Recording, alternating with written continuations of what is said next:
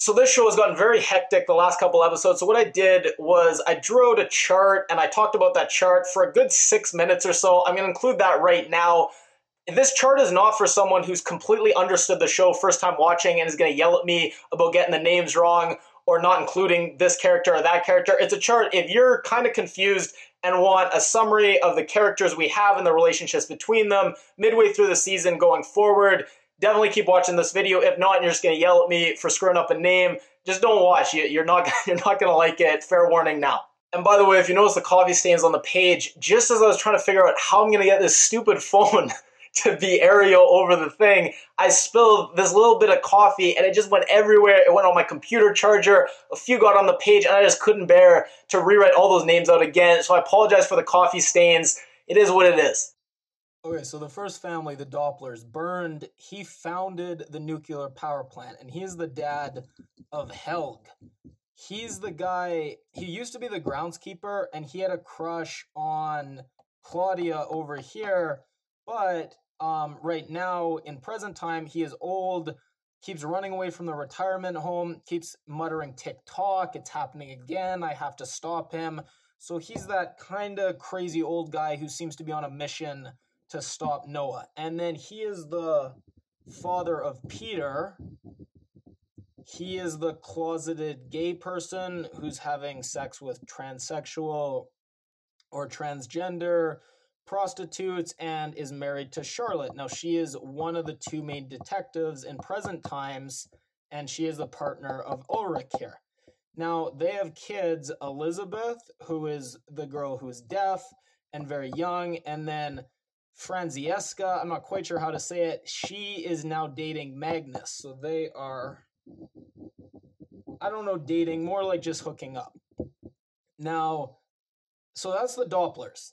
Now there's the Nielsen's. Now this is probably like the main guy on the show. He's the head detective. His son, Mikkel, is missing, and he is cheating on his wife, Katarina, with Hannah over here. And then Mads, he is his, I guess, former brother. Back when they were young, Mads went missing, and he started kind of acting out and running amiss of this cop. But anyways, so this is the second family, the Nielsen's. It's Katarina and Ulrich that are married, but he's cheating. And then they have Mikkel, who's missing, went back in time. Magnus, who's dating Franziska. And then Martha. She is not a major character.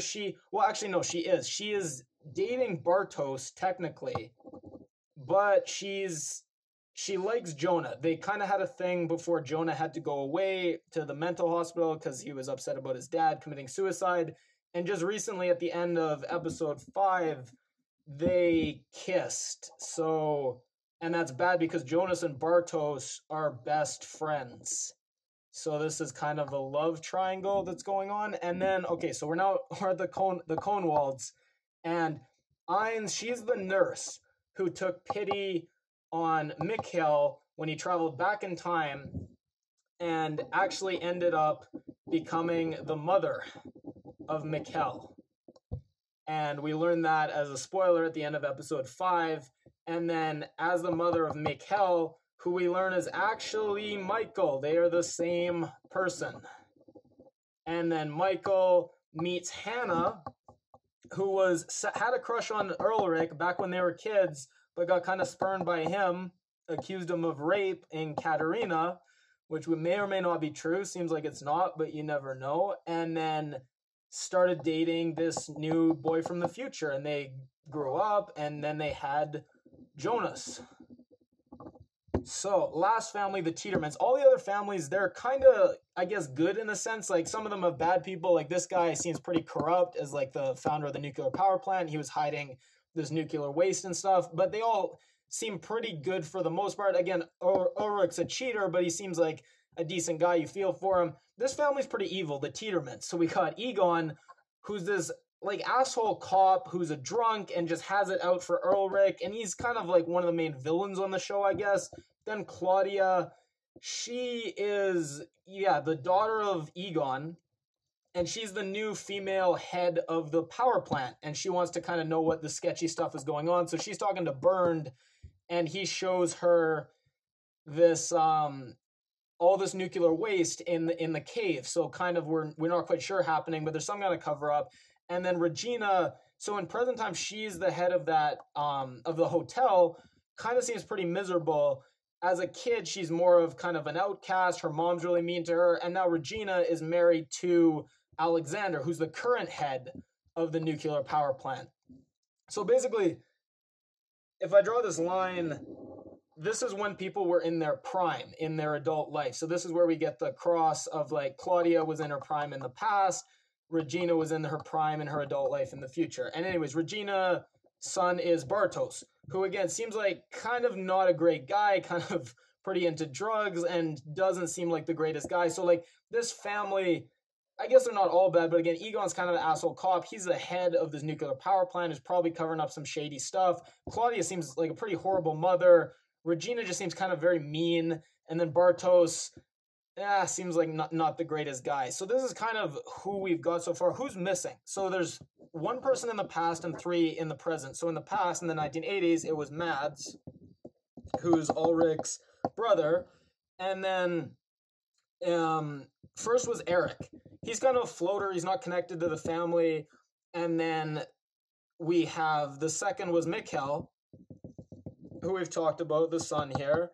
And then lastly, we have the last boy, Yazin. And he was the boyfriend, the little, young boyfriend of Elizabeth, the deaf girl. And he's the most recent to have gone missing. So we have 4 kids missing now, 3 in the present, 1 in the past. And then we have some other floaters we have. So there's the guy with the hood, who he says, I'm doing Noah's bidding. And he says this to Yazin before he kind of takes him. So he's a bad guy. Then we have Noah, who's this evil priest-looking guy. And then lastly, we have the guy who checks into the hotel, so the hotel guy. And he seems, I don't know, you don't really get an evil vibe. He seems like a guy who you think's evil because he looks kind of sketchy, but actually ends up being good. So anyways, I know I butchered the names, obviously, and there's other characters, but these are the main ones. This is just for anyone who's really feeling lost and wants kind of an explanation and mapping out the characters and their relationships. I'll do a few other relationships. So Peter is actually the psychiatrist of Jonas. That's how we first get introduced to them. Again, yeah, Charlotte and Ulrich, they're partners. Helg, like I say, had a crush on Claudia in the past when he was a groundskeeper. He gave her that book. And then the other floater, it's that guy who wrote the book. I forget his name, H.G. Tannhaus or something. And he also seemed to have made that machine that now the guy checked into the hotel. He has that machine, so they're going to talk. So he seems another guy who doesn't seem evil. He seems more good, like they're going to team up. And what else we got here? Magnus, Martha. Yeah, that might be all the relationships, really. Like I say, yeah, Hannah and Ulrich are cheating together. And yeah, I think that's it. So I'm going to end this abomination of a video with that. A few things I love this episode. Marta'S theater monologue was brilliant. She spoke of the past as if it was right before her eyes, and the present was only a veil. Some things cannot be untangled, they can only be severed, and he severed ours with the sharpest knife, but something remained that could not be cut. It was just so good, so tied into the themes that the show attacks. And it was so great how we see Ulrich reject Hannah in present times, and then it flashes back to the past when he rejected her, and she accused him of raping Katerina. And it's just great because we see the lengths that she'll go to if she feels like he's wronged her or spurned her. And the split screen, at first I wasn't really on board with them doing the split screens, but I think the show actually does it great and makes it so much more powerful. And one thing to consider is Jonas's dad, Michael. He committed suicide only about a year before Mikkel, who they're the same person, went missing. So that means that they both existed in the same place at the same time, which is very interesting and brings up a whole bag of worms. And also this means that Hannah has had sex with Ulrich and his son. And then they reference Freddy Krueger back in the 80s, and I gotta wonder, was Freddy Krueger that popular back in the 80s in Germany? Or in the real show without the English dubs, did they reference some obscure German boogeyman that no one here in America or Canada has heard of, and they changed it to Freddy Krueger? And they finally name-dropped Nietzsche and his eternal recurrence. I was wondering if they were going to do it, and we get this great quote, "Life is a labyrinth, People spend their whole lives wandering it, trying to get out, but there is only one path, and it just leads deeper and deeper. Death is incomprehensible, but you can make peace with it.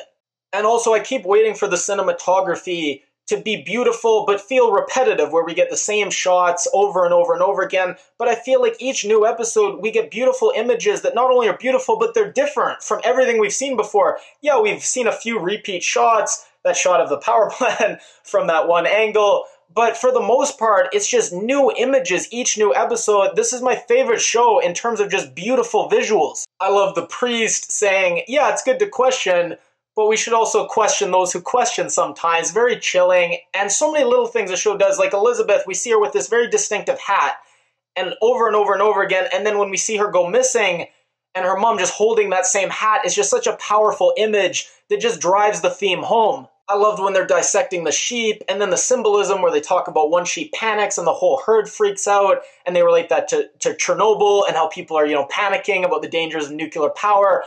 I just love this show. I have nothing bad to say. Couldn't be more excited for the rest of the season. Only wish it was longer. If you like my review, please give it a thumbs up. If you haven't already, you can click my face at the end of the video to subscribe. If you leave a comment, let me know how you're liking the show. Any other feedback on my reviews might be negative on that horrific drawing I had, but please be nice. Just leave a comment and I'll be sure to read it and reply.